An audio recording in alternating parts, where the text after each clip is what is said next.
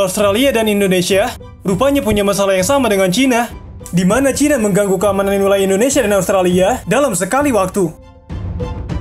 Cina mengganggu Natuna Utara, sedangkan di Australia, Beijing baru-baru ini melakukan manuver berbahaya di Selat Torres, jalur air sempit antara Australia dan Papua Nugini yang membuka ke Laut Karang. Di sana, destroyer Cina Luoyang 2 kelas menembakkan laser ke arah pesawat intai maritim P-8 Poseidon Australia. Perdana Menteri Australia Scott Morrison meradang melihat ulah Cina. Ia menyebut gerakan kapal perang Cina itu mengancam keselamatan awak P-8 Poseidon Australia. Asia Times melanjutkan laporannya bahwa armada Cina ini sengaja berlayar dari Indonesia menuju perairan dekat Australia. Menanggapi insiden tersebut, Kementerian Pertahanan Cina mengatakan pesawat patroli itu telah melakukan tindakan provokatif dan berbahaya dengan menjelajah sejauh 4 km ke kapal Cina untuk menjatuhkan pelampung sonar yang bertujuan mendeteksi keberadaan kapal selam. Departemen Pertahanan Australia mengutuk perilaku militer yang tidak profesional dan tidak aman. Australia dan Cina memang saling menuding siapa di antara mereka yang sikapnya berlawanan dengan Indonesia. Soal pembelian Rafale misalnya, di mana Australia menjelaskan Indonesia sengaja mengakuisisi senjata tempur tersebut untuk melawan Cina. Pihak Australia mengatakan Indonesia melakukan investasi pembelian Rafale dalam maksud untuk melawan Cina, yang kebangkitannya sebagai kekuatan maritim menciptakan kompilasi bagi Indonesia di Laut Cina Selatan.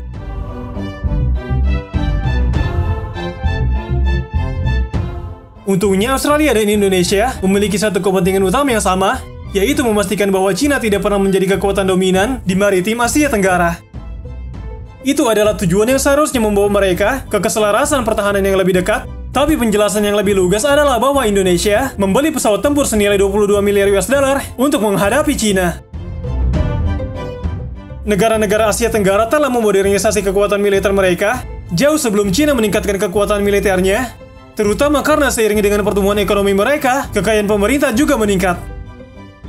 Negara-negara Asia Tenggara tiba-tiba mampu membeli peralatan militer yang telah lama mereka cari, kata pihak dari Australia.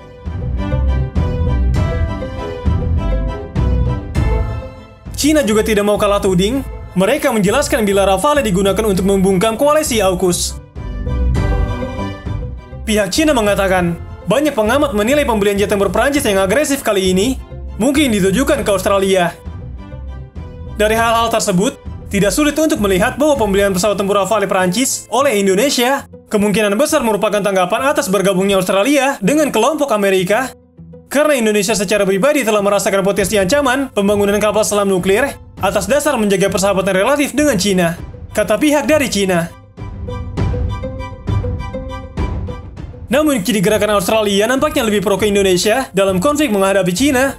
Australia secara diam-diam melakukan gerakan militer di mana negeri Kangguru memindahkan sebagian alutsistanya ke Tyndall Airbase. Penempatan drone mata-mata ini sebagai langkah eksklusif Australia untuk menghalau Cina, seperti yang telah mereka jelaskan. Saat ini dalam pelayanan, hanya dengan Angkatan Udara Amerika Serikat dan Korea Selatan, Hawks diharapkan untuk bekerja sama dengan P-8 yang beroperasi dari Pangkalan Udara Edinburgh, Australia Selatan, tetapi sering dikerahkan di tempat lain di seluruh Australia. Kedatangan mereka, yang sekarang ditunda hingga tahun 2024, akan meningkatkan kemampuan untuk melakukan misi pengintaian yang diperluas di atas Samudra Hindia dan melintasi Laut Timor dan Arafura yang memisahkan rantai Pulau Timur Indonesia dan Australia.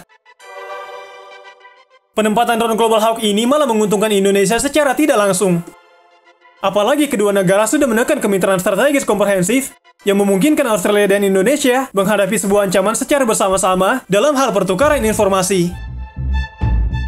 Perubahan dalam postur pertahanan didasarkan pada fakta bahwa pendekatan utara Australia adalah rute laut terpentingnya, dengan sebagian besar perdagangan Australia datang melalui Asia Tenggara, bukan Laut Pasifik atau Hindia.